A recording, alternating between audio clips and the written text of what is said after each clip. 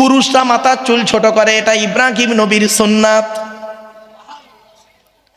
পুরুষরা মাথার চুল ছোট করে, এটা ইব্রাহিম নবীর সুন্নাত। গোঁপ রাখা হলো ইব্রাহিম নবীর সুন্নাত। দাড়ি রাখা হলো ইব্রাহিম নবীর সুন্নাত। কুল্লি করা হলো ইব্রাহিম নবীর সুন্নাত। হাত আর পায়ের নখ কাটা হলো ইব্রাহিম নবীর সুন্নাত। পেশাব পায়খানা পিরে পানি ব্যবহার করা ইব্রাহিম নবীর সুন্নাত।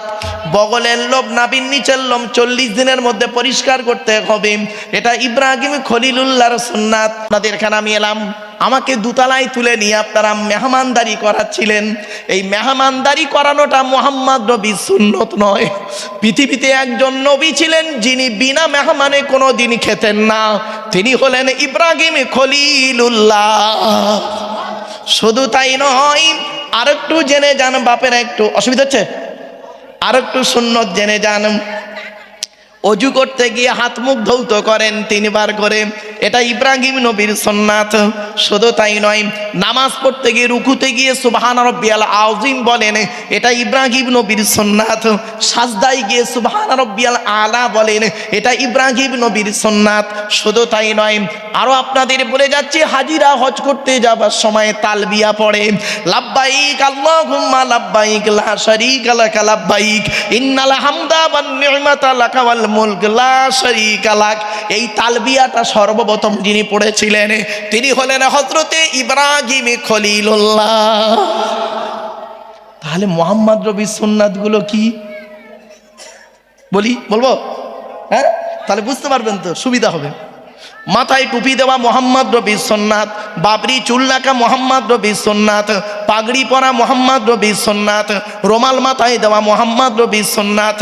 শুধু তাই নয়, মেসওয়াক করা মুহাম্মদ নবীর সুন্নাত, দাড়িকে বড় করা মুহাম্মদ নবীর সুন্নাত, গোঁপকে ছোট করা মুহাম্মদ নবীর সুন্নাত, পাঞ্জাবি গায়ে দেওয়া মুহাম্মদ নবীর সুন্নাত, ভেতরে গেঞ্জি গায়ে দেওয়া মুহাম্মদ নবীর সুন্নাত। শুধু তাই নয়, পেশাব পায়খানা ফিরে কুলুপ ব্যবহার করা মুহাম্মদ নবীর সুন্নাত, আর পানি ব্যবহার করা ইব্রাহিম নবীর সুন্নাত। শুধু তাই নয়, জুতো পায়ে দেওয়া মুহাম্মদ নবীর সুন্নাত। আর একটু হবে না, বন্ধ করে দেবো? আর একটু হবে? একবার দরুদ শরীফ, আল্লাহুম্মা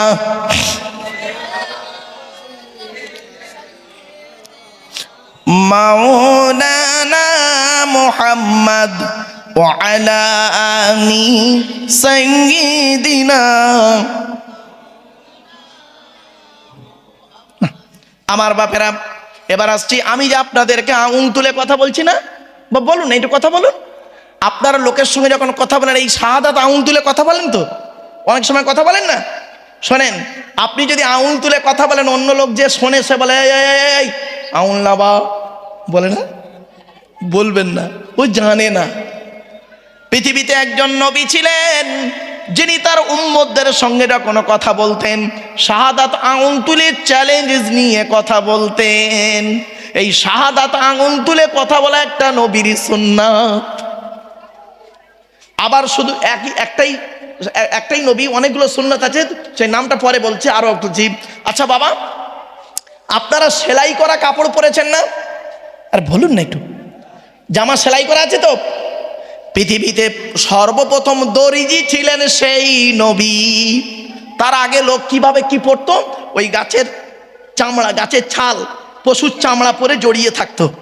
সেই নবী সর্বপ্রথম সেলাই করা শিখিয়েছিলেন পৃথিবীর মানুষকে। শুধু তাই নয়, লেখাপড়া শেখেন। এই জন্য আপনাদেরকে বলি, লেখাপড়া শেখান ছেলে মেয়েদেরকে, এডুকেশনের খুবই দরকার, এডুকেশনের খুবই দরকার। সেই নবী সর্বপ্রথম লেখাপড়া করেছিলেন। এই 3টের উত্তর হবে একজন নবী। নামটা বলবো? মনে থাকবে? কোরআনের আয়াত দিয়ে বলি, ওয়াজকুরু ফিল কিতাবি ইদরিস ইন্নাহু কানা সিদ্দিকান নাবিয়্যা ওয়া রাফা'নাহু মাকানান আলিয়্যা। 16 নম্বর পারার 8 নম্বর পৃষ্ঠার 9 নম্বর লাইন, সূরার নাম সূরা মারিয়াম। আল্লাহ বলছেন, ইদ্রিস বলে একজন নবী আছে, তাকে স্মরণ করো। ইদ্রিস নবীর নাম ইদ্রিস নয়, ওনার নাম হলো খাইনুক। কি বললাম বাবা? খাইনুক, ইদ্রিস নামটা কবে হলো শুনে রেখে দিন। আল্লাহ পাক যখন ওহী দিতেন উনি খালি ভুলে যেতেন। আল্লাহ বললেন জিবরাইল খাইনুককে বলো লিখে রেখে দিতে। দারাসা ইয়াদরুসু দুরুসান শব্দ থেকে এসেছে ইদ্রিস শব্দ, লেখাপড়া করা। জীবনে পৃথিবীর সর্বপ্রথম লেখাপড়া করেছিলেন ইদ্রিস নবী, এই জন্য ওনার নাম হয়েছে ইদ্রিস। ওই ইদ্রিস নবীর সুন্নাত হলো সেলাই করা জামা পরা। আর আমরা তো জানি না কোনটা কোন নবীর সুন্নাত, নিজেদের মধ্যে মারামারি ঝগড়া করি। বাবা রাগ করবেন না, চলুন এখন নবীদের কথা বলছি। নবীদের পরিচয় আপনাদেরকে দিইনি। নবীদের পরিচয় হলো তিনটে। কটা কটা কটা? আল্লাহর পরিচয় হলো চারটে, প্রথমেই বলে দিয়েছে কুল হু আল্লাহ সূরা। আর নবীদের পরিচয় তিনটে কি কি? এক নম্বরে যিনি নবী হবেন তার চরিত্র উত্তম হতে হবে। দুই নম্বরে যিনি নবী হবেন তার উপর আল্লাহর তরফ থেকে ওহী নাযিল হতে হবে। তিন নম্বরে যিনি নবী হবেন তার দ্বারাই অলৌকিক ঘটনা ঘটতে হবে, একটা হোক বা 50টা হোক। পৃথিবীতে যত নবী এসেছেন প্রত্যেক নবীর মাধ্যমে আল্লাহ পাক 1 থেকে 50টার ভিতরে মুআজিজা দিয়েছেন। আমার নবী বিশ্ব নবী কুল কায়নাতের রাসূল রাহমাতুল লিল আলামিন মুহাম্মদ সাল্লাল্লাহু আলাইহি ওয়াসাল্লামের মাধ্যমে আল্লাহ পাক পৃথিবীতে 1000-এরও বেশি মুআজিজা দিয়েছেন। সর্বশ্রেষ্ঠ হলো এই কোরআন নাজিল করা, এই কোরআন নাজিল করা। চলুন এই কোরআনের পরিচয় দেব, মুহাম্মদ সাল্লাল্লাহু আলাইহি ওয়াসাল্লামের পরিচয়টা দিয়ে দিই আগে। আচ্ছা, আমাদের নবীর নাম মুহাম্মদ সাল্লাল্লাহু আলাইহি ওয়াসাল্লাম, তাই তো নাকি? আচ্ছা, নবী কোন বংশে জন্মগ্রহণ করেছেন? কুরাইশ বংশে। কোন বংশে বাবা? কুরাইশ বংশের। কার নাম কুরাইশ? নবীর পরিচয়টা দিচ্ছি, দয়া করে আমি আপনাদেরকে করজোড়ে নিবেদন করছি, দয়া করে সুবহানাল্লাহটা একটু জোরে বলতে হবে। পারবেন তো? পারবেন? চলুন, কোন বংশ বললেন?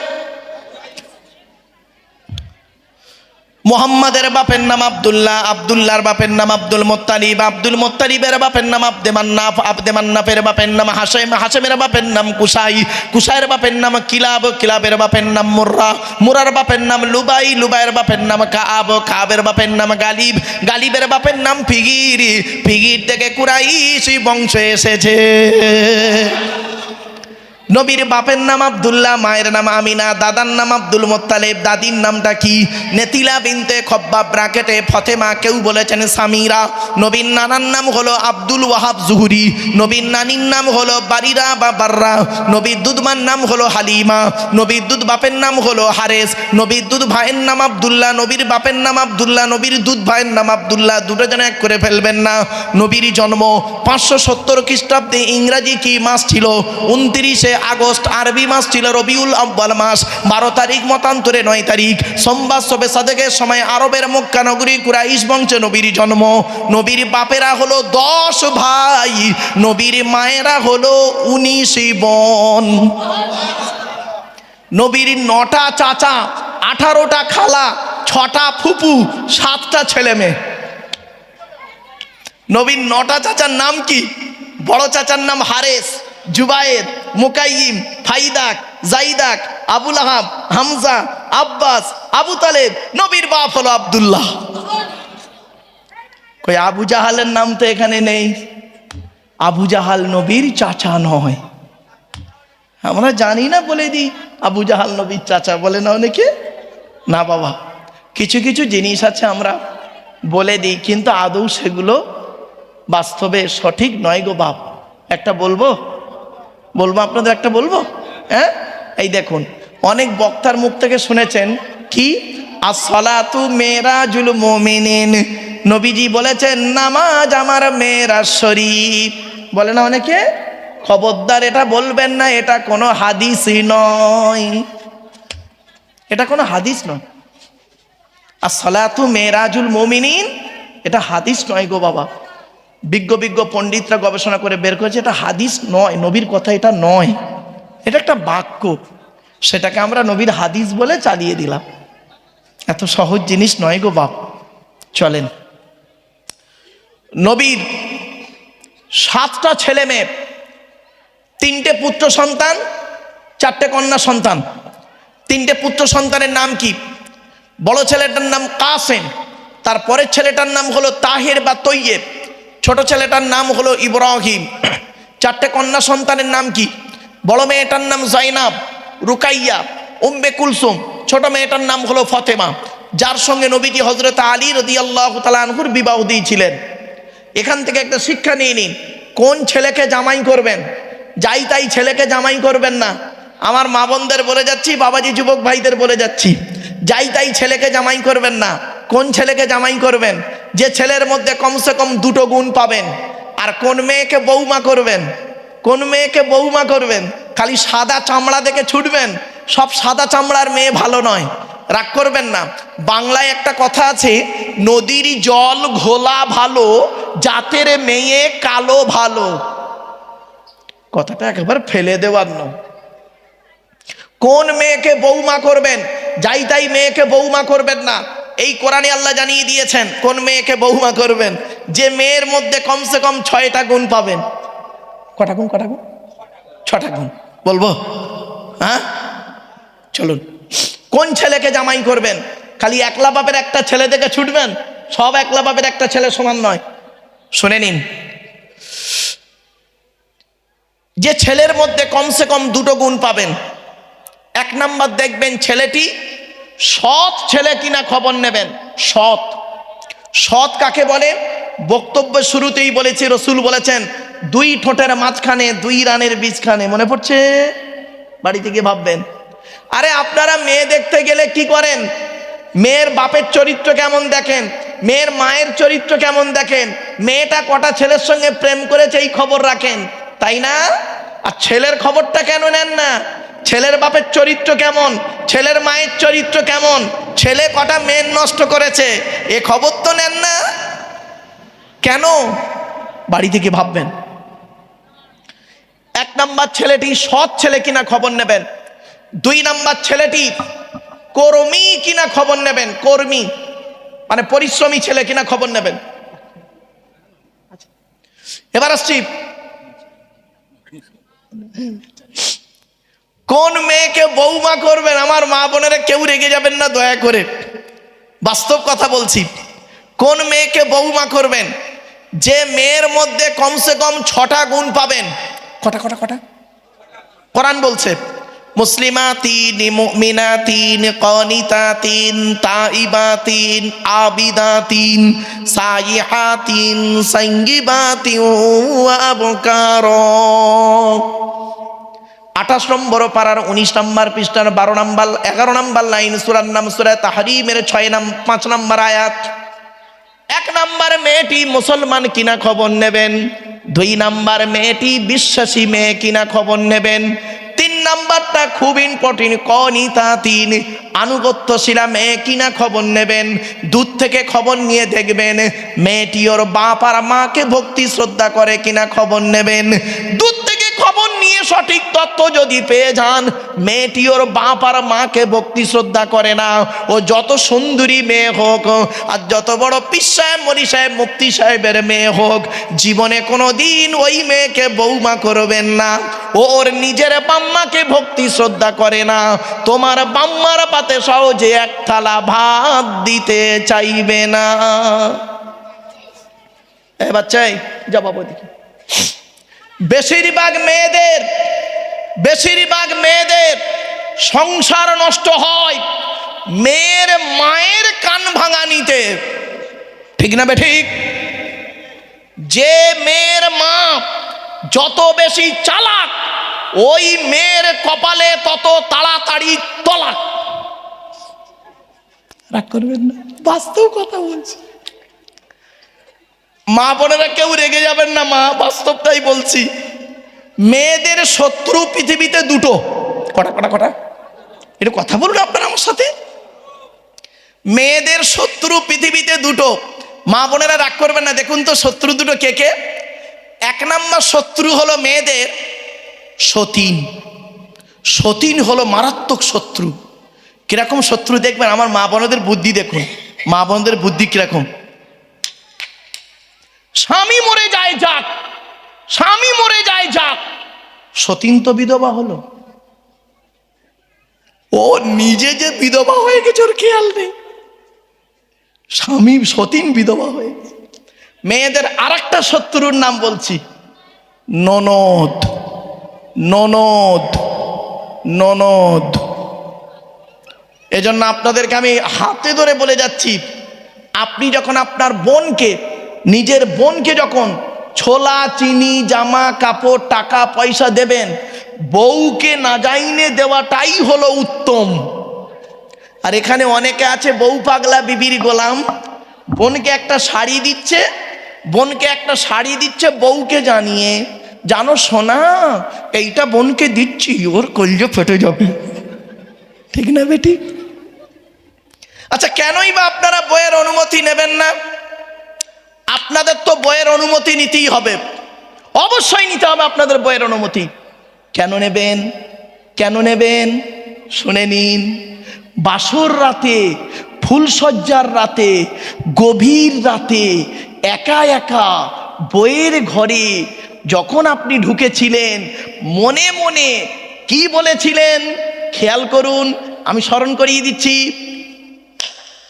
50,000 টাকা ইয়াম্মা গাড়ি 5 ভরি সোনার বিনিময়ে আজ থেকে তোমার বাপের কেনা চাকর গোলাম হইয়া গেলাম, তুমি যাহাই বলিবে তাহাই শুনিব, গন্ডগোল যদি করি মারিতে দ্বিধাবোধ করিবে না, তোমার বিরুদ্ধে যদি কোনোদিন কোনো গন্ডগোল করিয়া থাকি বা কইয়াটি তারাই বধূ নির্যাতন কেস দিয়া বাপ আর মাকে জেলে খাটাইয়া লকাবে ঢুকাইয়া আমার পেটাই দেবে। হয়েছে? বাড়ি থেকে ভাববেন আমার এই বক্তব্যটা না সাময়িক শুনতে হাসি লাগবে, বাড়ি থেকে ভাববেন।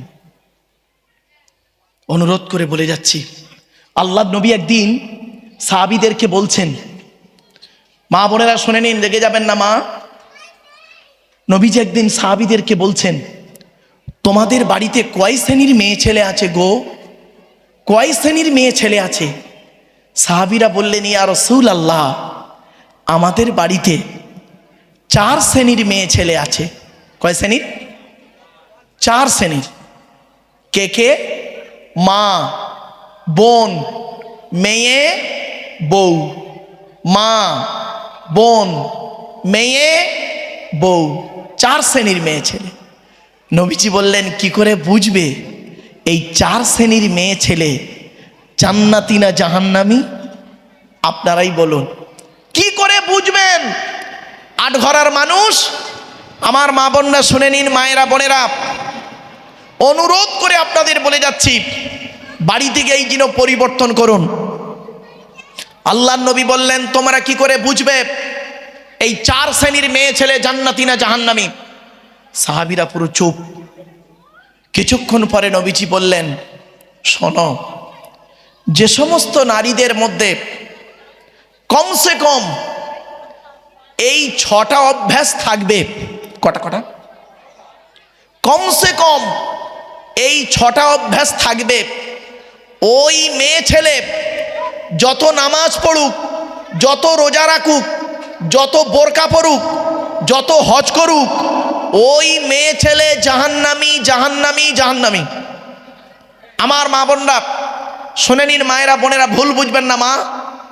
আর আপনাদেরকে অনুরোধ করে বলে যাচ্ছি, আজকের বাড়িতে গিয়ে এই 6টা অভ্যাস যদি আপনার মায়ের মধ্যে থাকে, মায়ের পায়ে ধরে ক্ষমা চেয়ে বলবেন, মা এই 6টা অভ্যাস আমি শুনে এসেছি, তুমি দয়া করে পরিবর্তন করো। মেয়ের মধ্যে যদি থাকে, বোনের মধ্যে যদি থাকে, পরিবর্তন করাবেন। কি কি 6টা অভ্যাস শুনে নিন। 1 নাম্বার, নবী বললেন, ওই সমস্ত মেয়ে ছেলেরা হবে জাহান্নামী যে সমস্ত মেয়ে ছেলেরা তার স্বামীর সঙ্গে যখন কথা বলে মেজাজ দিয়ে কথা বলে। অনেক মা বোন আছে দেখবেন, পাড়ার ছেলের সঙ্গে, পাড়ার লোকের সঙ্গে কথা বলে মিষ্টি ভাষায়, আর স্বামীর সঙ্গে যখন কথা বলে মেজাজ দিয়ে কথা বলে। খবরদার মা বোন, এটা আপনি করবেন না। একজন পুরুষ 4 জনকে খুশি করলে জান্নাতি। কজন? একজন পুরুষ 4 জনকে খুশি করলে জান্নাতি। একজন নারী 3 জনকে খুশি করলে জান্নাতি। আগে পুরুষেরটা বলি, 4 জন কে কে? হে পুরুষ, আপনি আপনার রব আল্লাহকে খুশি করুন, অর্থাৎ কোরআন মোতাবেক জীবনযাপন করুন। হে পুরুষ, আপনি আপনার নবীকে খুশি করুন, অর্থাৎ নবীর হাদিস মোতাবেক জীবনযাপন করুন। 3 নাম্বার, হে পুরুষ, আপনি আপনার জন্মদাতা বাপকে খুশি করুন। 4 নাম্বার, হে পুরুষ, আপনি আপনার পেটে ধরা মাকে খুশি করুন। এই চারজনকে যদি কোনো পুরুষ খুশি করতে পারে, ওই পুরুষ হলো জান্নাতি। পেছনে একটা আয়াত বলছি, হাদিসটাও বলছি, শুনে নিন। মদিনার সব থেকে ধনী মানুষ ছিলেন তৎকালীন যুগে।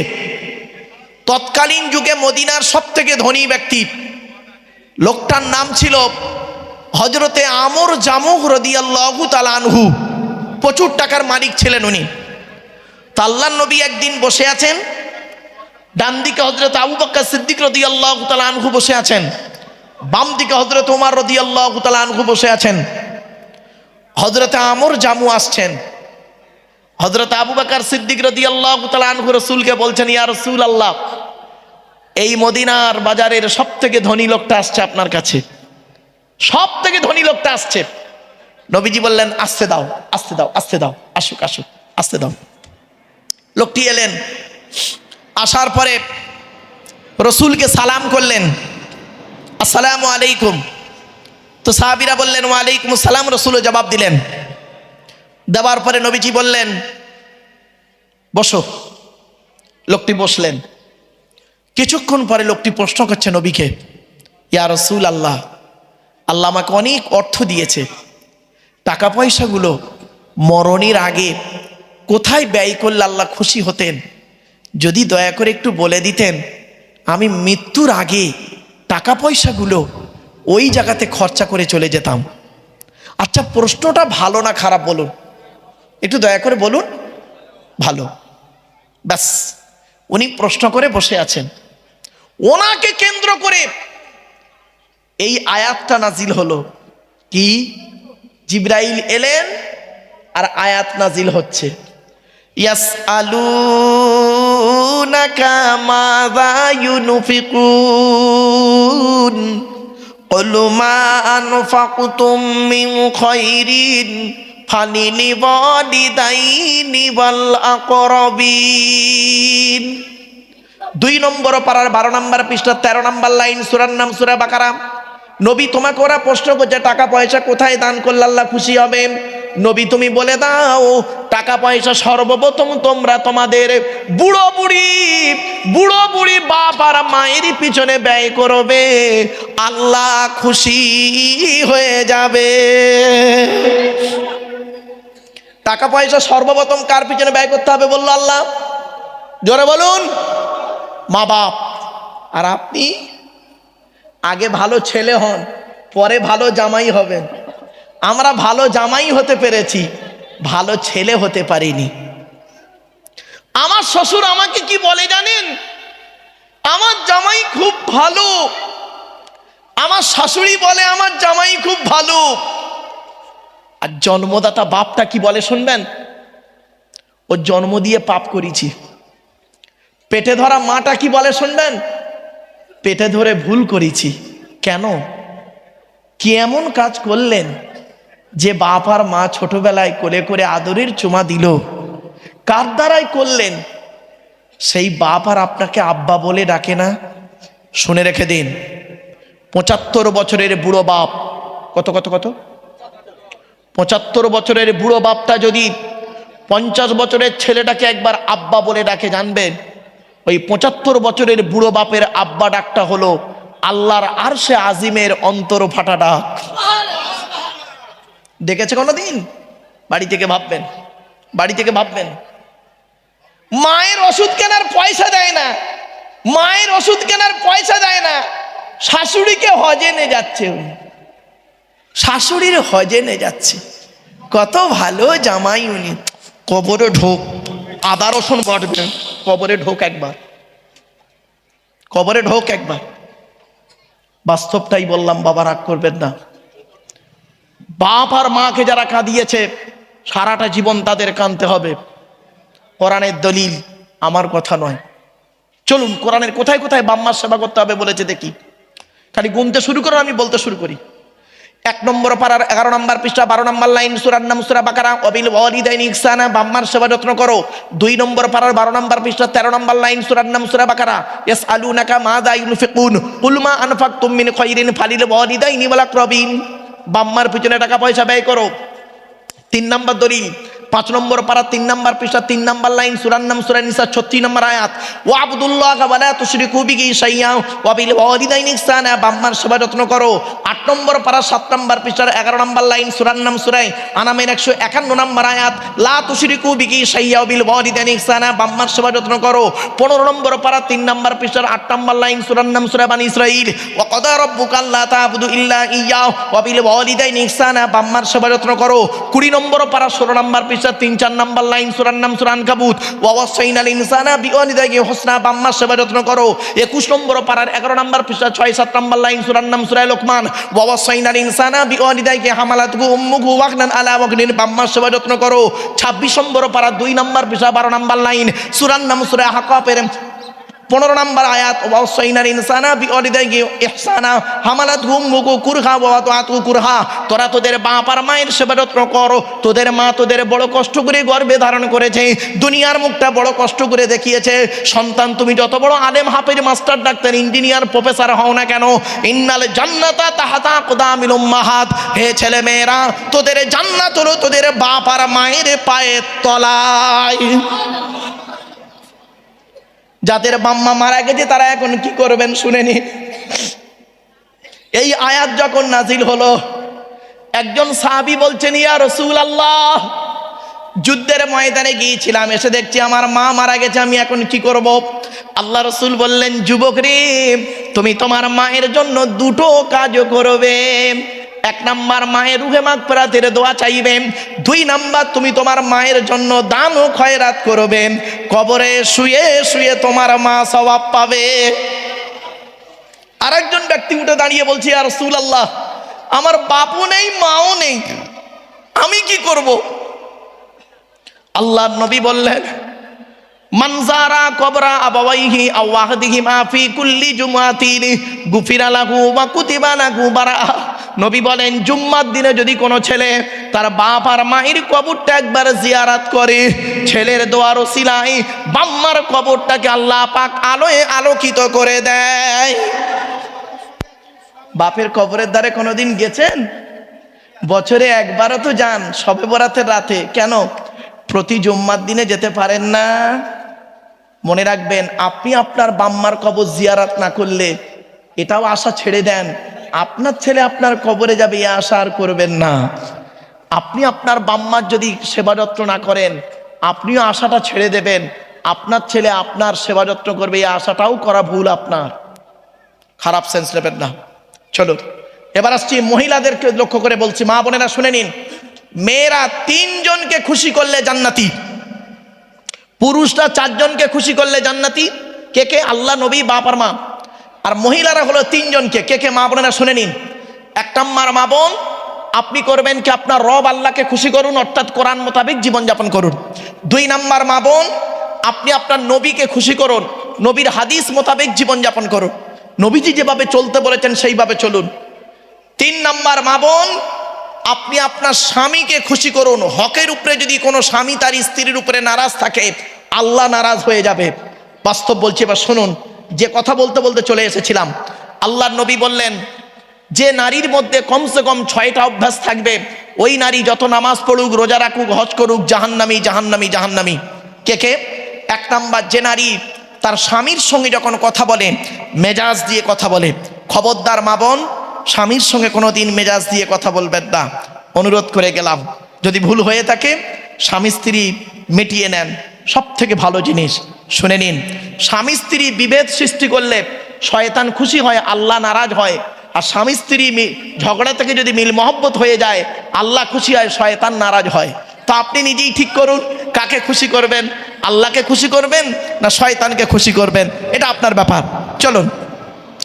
2 নম্বর, নবীজি বললেন, ওই নারীর প্রতি আল্লাহর গজব, যে নারী স্বামীর দুর্নাম বদনাম অন্যের কাছে করে বেড়ায়।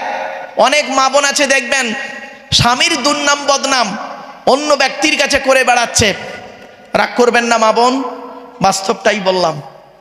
3 নম্বর, ওই নারীর প্রতি আল্লাহর গজব, যে নারীর স্বামী থাকতে অন্য পুরুষের সঙ্গে পরকীয়ায় লিপ্ত হয়।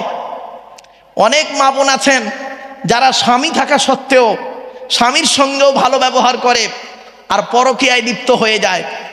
ওই নারী জাহান্নামী নারী। এজন্য মা বোনদের বলি, আপনি আপনার রূপটাকে স্বামী ছাড়া অন্যের কাছে প্রকাশ করবেন না। আল্লাহ রসুল বলেছেন, কোনো মেয়ে ছেলে যদি স্বামীর জন্য একটু সাজে আর স্বামী যদি দেখে একবার মুচকে হেসে ফেলে, ওই নারী হলো জান্নাতি নারী। জোরে বলুন সুবহানাল্লাহ। বড় দুঃখ লাগে। 4 নাম্বার খুব ইম্পর্টেন্ট, ওই নারীর প্রতি আল্লাহর গজব, যে নারী বিনা কারণে স্বামীর বিছানা ছেড়ে দিয়ে অন্য বিছানায় রাত কাটায়। এই ধরনের নারীদের বয়স হলো 45, 50, 55, 60। অনেক মা বোন আছে দেখবেন, তারা কি করে, তার বয়স হলো 60 বছর, 70 বছরের বৃদ্ধ স্বামীর পাশে আর ঘুমায় না। স্বামী সুগারের রুগী, হার্টের রুগী, স্ট্রোক রুগী, প্রেসারের রুগী, কখন মরে কখন বাঁচে স্ত্রী খবর রাখে না। স্ত্রী কি করে জানেন? ছোট ছেলের ঘরে ঘুমায়, খাটের উপরে ঘুমায়, নাতিকে নিয়ে ঘুমায়, তাহাজ্জুদের নামাজ পড়ে আর কোরআন পড়ে। ওর কোরআন এবং তাহাজ্জুদের নামাজ কিছুই কবুল হবে না। বাস্তব বললাম, স্বামী যদি নারাজ থাকে। 5 নাম্বারটা খুব ইম্পর্টেন্ট, খুব ইম্পর্টেন্ট, খুব ইম্পর্টেন্ট। আল্লাহর নবী বললেন, ওই নারীর প্রতি আল্লাহর গজব, যে নারী স্বামীর পরিবারের সঙ্গে খারাপ আচরণ করে। স্বামীর পরিবার কারা? স্বামীর বাপ, স্বামীর মা, স্বামীর ভাই, স্বামীর বোন। অনেক মা বোন আছে তারা কি করে, স্বামীকে খুব ভালোবাসে, স্বামীর বাম্মাকে দেখতে পারে না, স্বামীর বাম্মাকে দেখতে পারে না। ও নারী জাহান্নামী নারী। রাগ করবেন না, ও নারী জাহান্নামী নারী। মা বোনদের বলে যাচ্ছি, খবরদার। রাসূলুল্লাহ বলেছেন, যে নারী স্বামীর পিতামাতার সঙ্গে খারাপ আচরণ করে, স্বামীর পরিবারের সঙ্গে খারাপ আচরণ করে। অনেক মেয়ে ছেলে আছে দেখবেন, নিজের বাপ ভাই এলে খুব ভালো আপ্যায়ন হয়, আর স্বামীর বাপ ভাই এলে কোনো গুরুত্ব নেই। ও নারী হলো জাহান্নামী নারী। 6 নাম্বার হলো, ওই নারীর প্রতি আল্লাহর গজব পড়বে। নবীজি বলেছেন, যে নারী স্বামী রয়েছে, স্বামীকে কি বলে জানেন? তোমার সঙ্গে বিয়ে হয়ে আমার জীবন নষ্ট হয়ে গেছে, আমার মতো মেয়ে বলে তুমি বেঁচে গেলে, অন্য কেউ হলে বুঝতে পারতে, তোমার সঙ্গে বিয়ে হয়ে আমি খুশি নেই। ওই নারী হলো জাহান্নামী নারী। কেন? জন্ম মৃত্যু বিবাহ সবই আল্লাহর হাত। ঠিক না বে ঠিক? বাস্তবটাই বললাম। মা বোন বাড়িতে গিয়ে ভাববেন, নিজের স্বামীকে মূল্যায়ন করতে শেখুন এবং স্বামীর পরিবারকে মূল্যায়ন করতে শিখুন। ছোট্ট একটা কথা আপনাদের বলছি, মা বোনেরা শুনে নিন, বাবাজি যুবক ভাইরা শুনে নিন। আচ্ছা, এখানে যারা মেয়ের বিবাহ দিয়েছেন তারা শ্বশুর হয়েছেন, তাই তো নাকি? আরে ভাই বলুন, একটু কথা বলুন। আল্লাহর নবী তার মেয়ে মা ফাতেমাকে বিবাহ দিয়েছিলেন হযরত আলী রাদিয়াল্লাহু তাআলা আনহুর সঙ্গে। তাহলে নবী একজন শ্বশুর, তাই তো? আপনিও শ্বশুর, নবীজিও শ্বশুর। পার্থক্যটা কি শুনলে চমকে যাবেন। আপনি আপনার মেয়েকে যখন বিবাহ দিয়েছিলেন, কি কি দিয়ে পাঠিয়েছিলেন, কি কি বলে পাঠিয়েছিলেন শ্বশুর বাড়ি? আর নবীজি তার কলিজার টুকরা কন্যা ফাতেমাকে কি কি দিয়ে পাঠিয়েছিলেন আর কি কি বলে পাঠিয়েছিলেন শুনে নিন একটু। শুনলেই আজকের পার্থক্যটা বুঝতে পারবেন। আগে আমাদেরটাই বলি, আপনি আপনার মেয়েকে যখন শ্বশুর বাড়ি পাঠিয়েছিলেন কি দিয়েছিলেন? খাট, গদি, ড্রেসিং টেবিল, আলমারি, খাটের সঙ্গে 2টো ছোট ছোট মাথার বালিশ আর বিশাল বড় একটা লম্বা বালিশ। ওরে কি বালিশ বলেন? ও বাবা, মুরব্বি বলে কোল বালিশ। আচ্ছা লে বাবা, তাই হলো। যাই হোক, তার মানে কি মেয়ের বাপ মেয়েকে শিখিয়ে দিচ্ছে যে মা কলিজার টুকরা, মা শোন, এই 2টো ছোট ছোট মাথার বালিশ দিলাম, তুই একটা মাথা রেখে ঘুমাবি, জামাই একটা মাথা রেখে ঘুমাবে, স্বামী স্ত্রী গন্ডগোল বাদের মাঝখান থেকে দিয়াল দিয়ে দিবি। খবরদার নয়। নবীজি কি দিয়েছিলেন শুনুন। নবীজি তার মেয়ে ফাতেমাকে দিয়েছিলেন 2টো জামা, একটা খেজুর পাতার চাটাই, একটা পানির কলসি, একটা কম্বল আর একটা চামড়ার বালিশ। রসুলকে জিজ্ঞাসা করা হলো, ইয়া রাসূলুল্লাহ, আলী এবং ফাতেমা 2 জন ব্যক্তি, তাই একটা চামড়ার বালিশ দিলেন কেন? রাসূলুল্লাহ বলেছিলেন, আমার মেয়ে ফাতেমা আর আলী স্বামী স্ত্রী এক বালিশে মাথা রেখে ঘুমাবে, আল্লাহর রহমত, মহব্বত, ভালোবাসা আল্লাহ বাড়িয়ে দেবে। আপনি কি করেছেন? চলুন, আপনি আপনার মেয়েকে কি বলে শ্বশুর বাড়ি পাঠিয়েছেন? বিয়ের দিনে বরযাত্রী তো খেয়ে গেছে, রাগ করবেন না, কেউ রেগে যাবেন না, কিন্তু বলে দিচ্ছি মেয়ের বিয়ের সময় 500 জন বরযাত্রী খাইয়েছেন। আর ওই মেয়ের যখন সিজার হচ্ছে, ওই মেয়ে সিজার হওয়ার সময় 1 বোতল রক্ত দেওয়ার মতো লোক পাননি, এটাই ওটাই ঘুরেছেন। কাকে খাইয়েছিলেন বিয়ের দিনে? কোথায় গেল তারা? কিছু বুঝতে পারছেন? মাথায় ঢুকছে কিছু? কাকে দাওয়াত করে খাইয়েছিলেন? কাদের? যে বিয়ে বাচ্চাটার মানে প্রসব বেদনা উঠেছে, ডাক্তার বলেছে 2 বোতল রক্ত লাগবে। রক্তের জন্য আপনি PG hospital, SSKM, PG, Nilratan শুরু করে আপনার কি বলবো কলকাতা মেডিকেল কলেজ পাগলের মতো ঘুরছেন 2 বোতল রক্তের জন্য। আর বিয়ের সময় খাইয়েছেন 500 জন বরযাত্রীকে। কাদের খাইয়েছিলেন? রক্ত দেবার লোক পেলেন না, বাড়ি থেকে ভাববেন। চলুন এরপরে আসছি, আপনি করলেন কি? মেয়েটি করলো কি? সব বরযাত্রী খেয়ে চলে গেল। মেয়েটি এবার যাচ্ছে বরের বাড়ি, স্বামীর বাড়ি। আপনার মেয়ে, মেয়েটি কি করে? মায়ের গলা জড়িয়ে কাঁদে, ভাই বোনের গলা জড়িয়ে কাঁদে, অবশেষে বাপের গলা জড়িয়ে কাঁদছে। আপনি বাপ মেয়েটাকে কি বলে সান্ত্বনা দিয়েছিলেন? কাঁদিসনি মা, কাঁদিসনি, কাল সকাল সকাল আমরা যাচ্ছি। তুই সকালবেলা গিয়ে কি করবি? খারাপ সেন্স নেবেন না। চলো এবার নবীজি তার মেয়েকে কি বলেছিলেন শুনলে চমকে যাবেন। মা ফাতেমা যেদিন শ্বশুর বাড়ি যাচ্ছিলেন, সেই দিন রাসূলুল্লাহকে বলেছিলেন, আব্বা জান, মা তো আজ বেঁচে নেই খাদিজা, আজকে আপনি আমার আব্বা, আপনি আমার মা, আজকে আমি শ্বশুর বাড়ি যাচ্ছি, আপনি আমাকে কিছু উপদেশ দান করুন। আল্লাহর নবী মা ফাতেমাকে কি বলেছিলেন? আমার মায়েরা বোনেরা শুনে নিন। আল্লাহর নবী মা ফাতেমাকে বলেছিলেন, ফাতেমা, আলীকে দ্বিতীয়বার ডাকতে যেন না হয়।